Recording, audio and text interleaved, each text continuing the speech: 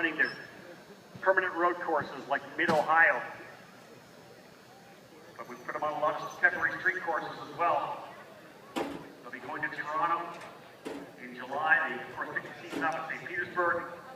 This is their first opportunity to get on an oval as we begin the training here. Folks, we're getting set to go. Let's get things underway. Drivers, start your Mazda engines.